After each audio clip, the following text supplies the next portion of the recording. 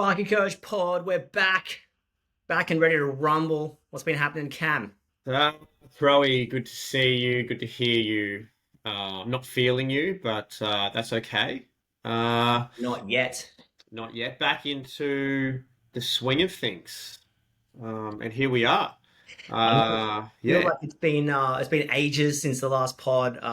Where have we been? What have we been doing? From our end, we've been working on our back end program. To be honest, a lot of people come into the platform from the podcast. Felt like the platform needed some work. It's had the work. It's had the facelifts, the Botox, the Both. bicep injection, the enlargement, you shall say, or whatever. Here we are. So I feel like it's good, it's ready, and I think that's kind of like where we've been in a hermit crab hole, upsizing our shell. Yeah, that's probably a fair assessment, a fair judgment on it all. Yeah, just sort of making things. I guess I'm going to say better is definitely one way to look at it, but also to probably I feel necessary, but also simpler a little bit too. So, which has been a bit of a mantra that we've been beating our drum to for a while, and make it easier on all, or not easier, make it simpler on a number of fronts. Yeah, I remember, those times in life where you can remember where you're standing when you heard something or read something. I was reading that Diary of a CEO book, great read, by the way, and that mentions this Einstein quote, everything should be as simple as possible, but not simpler. And I was like, holy crap, it just struck me. How can we make it as simple as we can without taking a step back from what we actually need, but without taking one step more than we have to? So that was really interesting. And I think for me, just pulling it back to the simplicity of, obviously business has its hard points. We're not denying that. No one's saying that, walking on cloud nine every single day, stuff happens, stuff goes on. But the general simplicity of the electrical business or the trade business is that you're buying labor and materials and you want to sell it at a profit.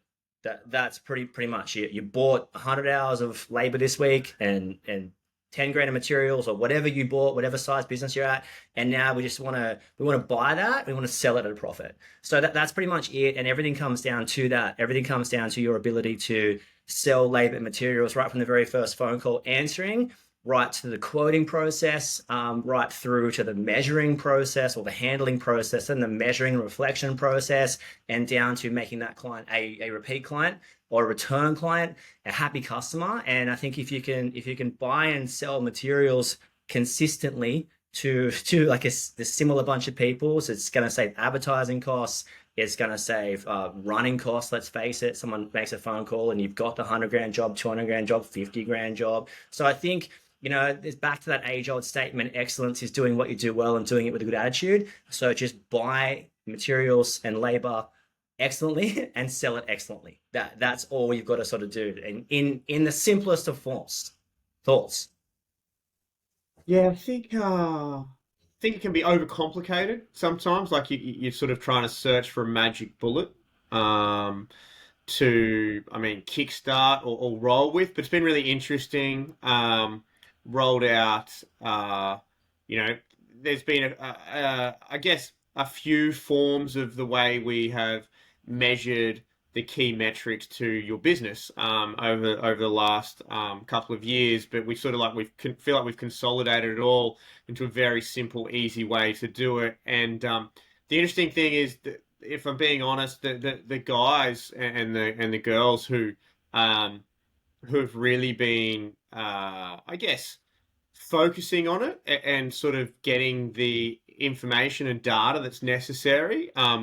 We've seen some massive changes amongst those particular members, but I think it's more so like what they're getting out of it. So with any piece of information or any data, or any metrics, what you put in is what you get out, and that's just life. Like, I want the six pack, I want the gym body, but I'm not going to put in the work in the gym. Well, you're not going to get the gym body. So there's an element of like, yeah, we all want a certain outcome, and the beauty of having your own business is that outcome can be completely different for everyone. So what one person sees as the outcome they're looking for can be completely different to what an outcome someone else is looking for. And those outcomes can be many things. It can be like size of business, type of work that you're looking for, number of staff, revenue generated. Like it can be plenty of different metrics that you're measuring on what your own success looks like, I guess. But what we found is that a lot of the sort of gut feelings or inclinations that people have sort of felt, whether it's around a client, whether it's around a staff member's performance, or whether it's like, oh, am I in the right, I guess, market dollar wise? Like, so am I charging enough? Am I not charging enough? Where's my I guess, profit on materials sitting at? And what it sort of found is that the story that you're thinking is generally sort of being told when you start to get the information. And the one I sort of point to almost, I guess, automatically that a lot of people sort of tend to identify is if there's either an underperforming staff member and or a non-ideal client that they're sort of working for. And those sort of scenarios have come to fruition. And a couple of members have discovered that within 4 to 6 weeks of really dialing in down on their numbers and getting their information at hand. Fire, don't your numbers just tell you everything? Like, so what we've built, I guess, is a workbook, and I guess what I've personally been trying to take out is everyone comes with different goals and ambitions, and I think just trying to centralize the ambition to be like, what are we actually wanting to achieve from this business? And I think a market wage with a net profit of 20%. I think that's got to be the foundational sort of linchpin of the whole thing. Not saying you can't earn more while you're still working in the business, whether that's a tool role or not a tool role, an office role. Yes, of course. But as you grow the business, that should be the sort of metric that you could, the market wage being like, what could you walk 3 doors down and get a job for? Probably between 100 and 130 grand plus super, something like that. Obviously, your car's already sort of ripping through the OPEX. And then, if your turnover is 2 mil, then we're looking at 20%. So 400 grand plus that 1 to 150 gives you that sort of total. It's a healthy metric, I would say. Not saying you can't supersede that, but I think if you can achieve that, you're doing well, and that should be the sort of goal. So this year, what I want to do, and what we want to do, and what our workbook's designed for, that we'll get to December and look back and be like, we did it. We achieved a market wage with a net profit of 20%. We'd have some kind of party hat optional, maybe clothes optional. I'm not really sure at this point. I guess we'll see what happens. We'll see how good the results are to determine, whether the shirt's on or shirt's off. But just kind of going like, that's what we want. I don't think anyone's going to disagree with that. Also, just reading through our handbook now, consistent workload with consistent work hours or predictable work hours, that your job might feel, oh, what's the word, like out of it, it feels like you just all things to all people at this point. You're working morning, night, Saturday, Sunday. It doesn't really matter. Gold jacket, green jacket, Friday, Saturday, Thursday night. It's all the same night. Open the laptop at 8:30 and close it at 10. So just that you would have some element of predictability within your working hours, which comes from well, let's face it, it comes from achieving a profit so you can pay someone else to do that role. And too many people, this is my inclination, right? So learning from the workbook, and this is a full-blown sideways move. This is a who's the best stepper in the NRL that you've seen? Is it Benji Marshall? Yeah, Over the course of like, Benji was pretty good. because it's got to be related back to touch footy, right? Like it's, Yeah, you can step someone in touch. If you can dodge a wrench, you can dodge a ball, right? Classic dodgeball quote on that one.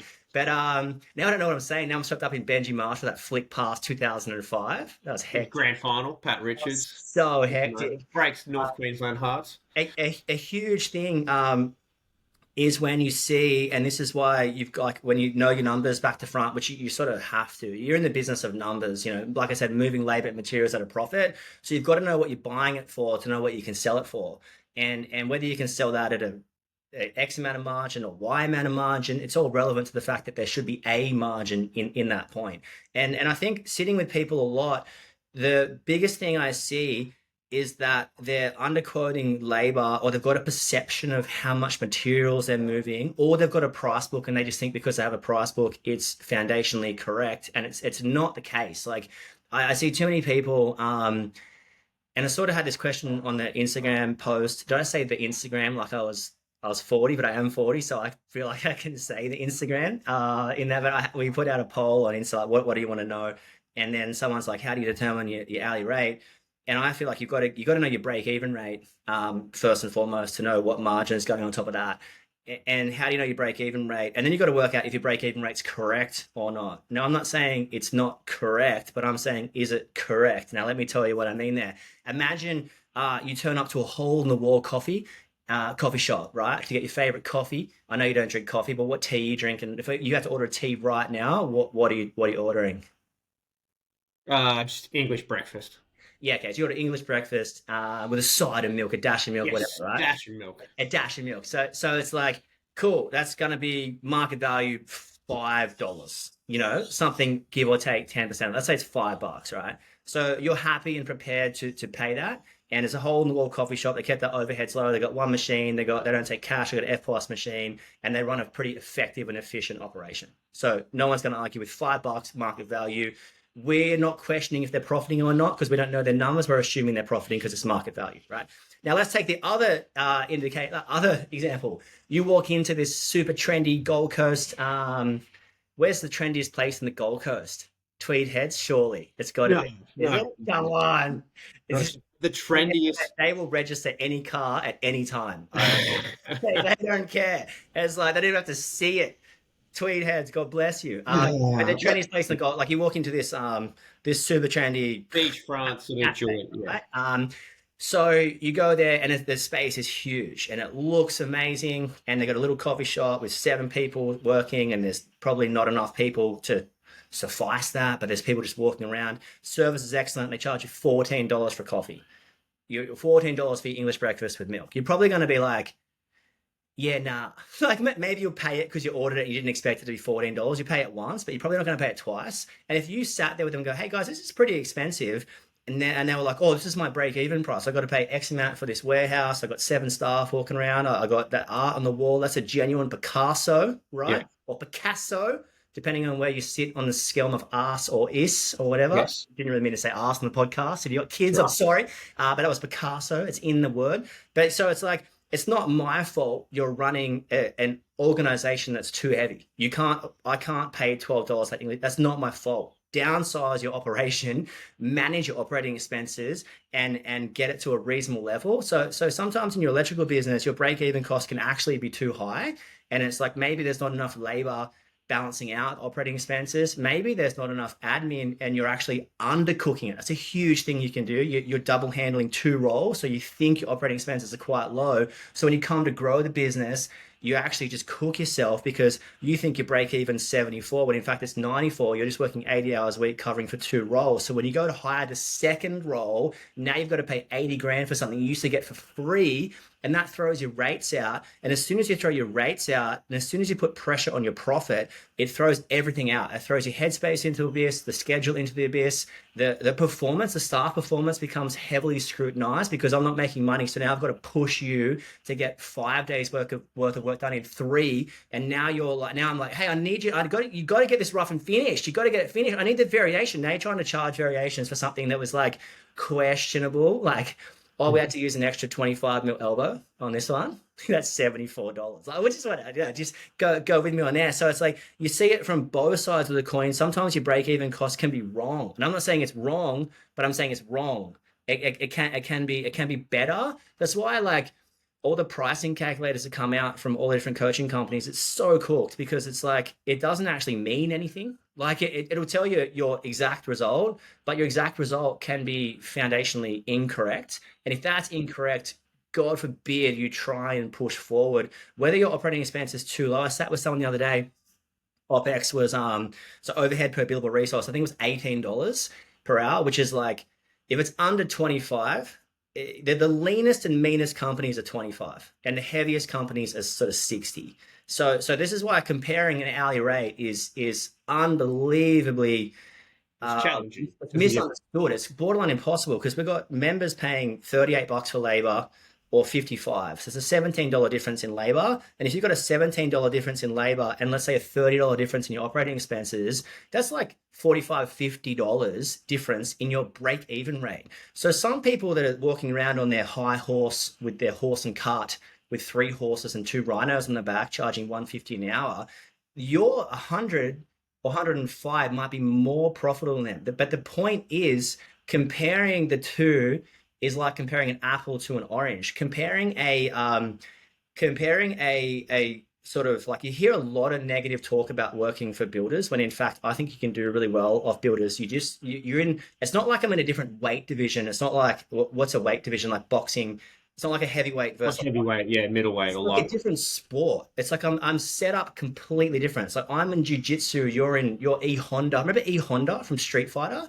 E Honda with a ha ha ha ha ha. Yeah. So it's like you're him and I'm Ryu. We're two different people. Like Victory is mine. That's what I remember distinctly. it's so good. But like, so it's you can't compare. You need to get and sit and watch, and you need to work out what components go into that, and then make pivotal decisions from that point. But comparing yourself to someone else, not saying it's impossible, it's very difficult, and you can be very judgy about what someone else charges or doesn't charge, when in fact it's not about that. It's about the margin you can achieve and what that rate sort of means. So love to hear your thoughts. I'm sure I just ranted for Yeah, 7. no, that's like it's interesting few things there because obviously there's the whole like what I need to be charging and where I'm at like so I think like real simplistically looking at it is like that you need to have a fundamental understanding of where your operating cost sits at like first and foremost you need to understand where that is and then understand where it's sitting as in where is it sitting dollar wise and where that sits you in, I guess, the marketplace as such. Like, am I high? Am I low? Am I in the middle? Am I somewhere there? So just have an understanding of that. Like, how am I running the business operationally? Um, then, obviously, fundamentally attached to that, then is like, what is my pool of labor resources available that I'm shifting? Because essentially, we're in the business of shifting material and labor, right? So, what am I shifting? In a labor sense. So then that gives us two key metrics of understanding of where we then are playing on in the market and where we're sitting. So you touched on it there, Crowe, just briefly around the side of things around, builders get a bad rap in that sense. Of around like, oh hey, can't make any money out of them, or all that. Well, yeah, obviously there's an element of businesses that are probably going to struggle in that because they're not fundamentally set up in an operational sense to be able to play in that particular market. So I think it's really key to get an understanding of where your operational cost is sitting, what your labor resources available to you, and then where a break even number sits for you. And first and foremost, I think you need to understand where your break even sitting just in a purely labor and operating sense or OPEX sense because if you're not shifting the materials that you think you're shifting and that obviously that can impact you but also equally on that the materials that you can shift can vary month to month because one month you might move 10 switchboards and the next month you might not so fundamentally having an understanding where that break even is sitting but then also too I think it's really clear to understand where the market like where your market is that you're swimming in, you're playing in, whatever you want to call it. So where are you, what are you doing in that field, in that swimming pool, in that ocean? Where do you sit in there? And then have an understanding of like, okay, cool. Well, within that market, within that field, right, there is going to be an expectation of whether you like it or not. And if we go back to the sort of coffee shop analogy that you were sitting there, that there's going to be disparities across the industry and across the board. And I'm not going to sit here and say you're right, you're wrong, or whatever. It's all to do with where you're sitting and where you're operating in that sense. So, if you have high operating costs and high labor costs, right, in turn, you're going to be charging a higher than what I would say probably um, hourly rate is, right? Now, if the particular field that you're playing in, right, can handle that and can facilitate that, then that's okay, right? equally too if you're at the other end of the scale, and equally if you're in the middle. But I think fundamentally you need to have an understanding, because far too often what we find is that we just don't know what pool we're swimming in as such. So operationally, labor wise, we're sitting too high and we're trying to swim in the small pool, the small swimming pool, as opposed to be In swimming school. in the kiddie pool rather than swimming in the larger pool. So I think fundamentally at its forefront, understanding that, and then the gears that drive that of why we're sitting in there, and geographical plays a massive impact on that. Like where Oh, you're sitting geographically, like huge. Yeah. Like, and obviously where you are operationally with expenses. Like, do you spend heavily on advertising? Do you have a office or not? Like those sorts of things, they all impact you. So I think at its real core is having a fundamental understanding of where you are sitting, I guess, in the marketplace, like as a business first and foremost. So not too concerned about comparison. And I always think about this as my mother-in-law. Shout out to Ange; she's one of our biggest fans. she Always, actually our biggest fan. I um, comparison is the thief of joy, and I think that can obviously get a little bit in our way. And I think like probably where Crowe sits on this first and foremost is that if you're just basing off your number off also because what Jimmy does down the road, well then like we're probably going to be cooked from the get-go, because fundamentally we have no understanding. So um getting what you need to get the understanding around here is like where you sit as a business first and foremost, and then go and find where you need to play. Yeah, 100%. I'm so glad you brought up the geographical thing as well because I'm from Sydney originally, and the competition there is fierce. The labor market there, like it's lots of work going on in and around Sydney. So and the cost of living is not Oh, only high everywhere, of course it's high everywhere, but the cost of buying a house. So one of the questions that came through was one of my good friends back in Sydney. Who we used to do a lot of work with, and shout out. And I don't want to say his name because we don't love naming people, but he was like, do you reinvest the profits, or do you be back in the business, or do you pull it out and look to do something else? And it's so geographically dependent. Like if you're in Sydney and it's costing you sort of 1.3 to 1.7 million to buy a house, it's you're going to need more time in the business to achieve better things. But if you're in some rural town and you can buy a house for $500,000 to $700,000, that's a pretty solid investment at that point. So it really depends on where you live in terms of what you do and how much you need to sort of make, I guess you would say. Although we should all be trying to hit that goal we mentioned before. But when you're actually in Sydney and everything's a little bit more expensive, whether that's the rent for everything or whether that is the labor, because there is a labor shortage in a lot of the cities. So you're paying $55 for something where someone else can get it for 38. So obviously your break even rate is going to be significantly higher than someone somewhere else. So I think understanding that first and foremost is absolutely key. And I think just because a number says something doesn't mean it's correct. Now, this is counterintuitive to everything that I preach, but go with me at this point. Just because it lands somewhere, yes, it has landed somewhere, and I'm not going to argue with that it might land at $80 break even or 105 break even or whatever your break even point is, right? So that's where it lands is where it lands. But can the reasons why where it landed change? Now, like, the perfect example here is me doing a project worth $100,000, and I'm like, and I look at the end of it, I look at a physical number, and I see an 8% net profit, and I look at it, and I'm like, 8% net profit. I wanted 12. Okay, I'm going to have to lift everything up. So that if I go off a numbers sense, I've just got to get from 8 to 20. But if I go off a different sense, well, how did I get to that 8? Or I sent give me a name.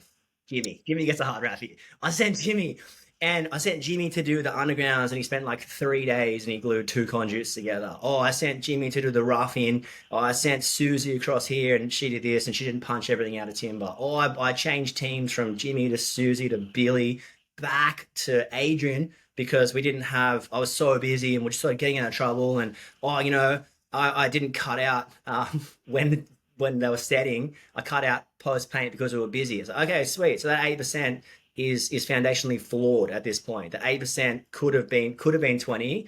but the way that 8% got handled, the way that job got handled, sucked a lot of the profit margin out of it. So a number is a number, yes, and it arrives somewhere by fact only. But can we embrace some of the fiction in that non-fiction to talk in a bit of Star Wars coding situation for you? So I guess what we're trying to say as we sort of land the plane is a big question always is what is my hourly rate? And I think there's so many ways to skin the cat. You know, you can split your operating expenses 70-30 between service and project.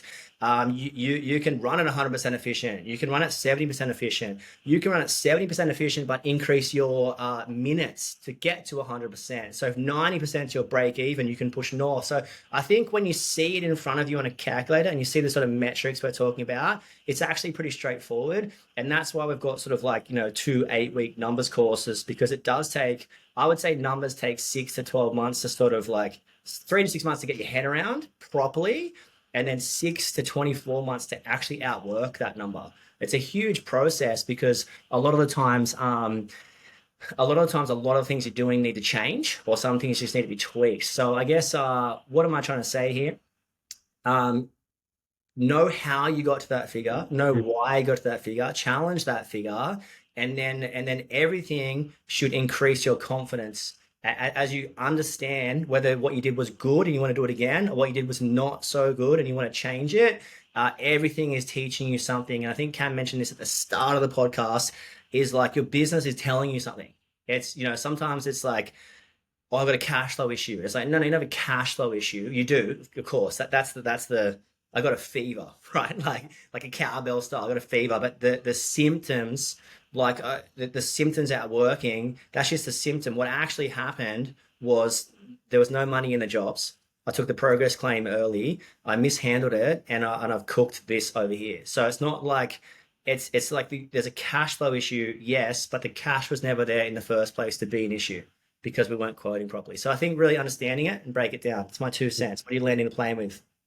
Where am I landing the plane with it all? I think let's probably circle back a little bit there, like fundamentally understanding where you're sitting as a business, first and foremost. So I think really have an understanding of like, where am I geographically located? What are the external influences that impact me in the area that I'm located in? So like obviously Sydney, high cost of living, high cost to purchase a house. So in turn, that really affects the labor rate that you have to pay people. Equally too on that, probably have some driving forces around just a general high cost of living, which contributes to operational costs as well. Obviously, if you live in, sorry, and then hyper competitive market Yeah, on that as well. hyper Uh, competitive. Yeah, so whereas rurally, your operating costs are probably quite low, because your probably biggest costs are fuel, or the travel scenario around that, which if I'm being completely fair, a lot of that can be on costed, because people are fine with that. Equally on that, it's a real interesting one. Sometimes you have to pay a lot in labor, and sometimes you don't have to pay a lot. It really depends on sort of where you're located in that sense. But equally too, um, you can also have the driving factor of because it's a sparse area, you can actually charge very well for it. So in turn, then your percentages are quite high. So there's so many influences around what impacts your operating costs around the labor and the actual operation side of things. But I think fundamentally having an understanding of where your business sits at, right? And then having an understanding of what pool you're swimming in out there. Those two things go hand in hand because if you are trying to swim in like if you're operating in the big pool and trying to swim in the little pool, it's going to be challenging, right? Whereas if you're operating in the big pool um, and swimming in the big pool, I'm going to say it's going to be a lot easier in that sense. If you're operating in the smaller pool and then trying to operate in the big pool again as well, you can have opportunities there. So fundamentally understanding where your business is at and what it's going to cost you. Those things have massive influences. And I'm going to say right here from the get go, there's no right or wrong in regards to the comparison side of things. It is purely individual to every single business. And I'm going to say also too that you can make it work in most scenarios. It just is really dependent on where you having an understanding so that then you can make it work in that scenario. 100%. All right. Be blessed. We could talk about this all day, but we won't. But we'll be back soon. Thanks for hanging out. See you guys soon.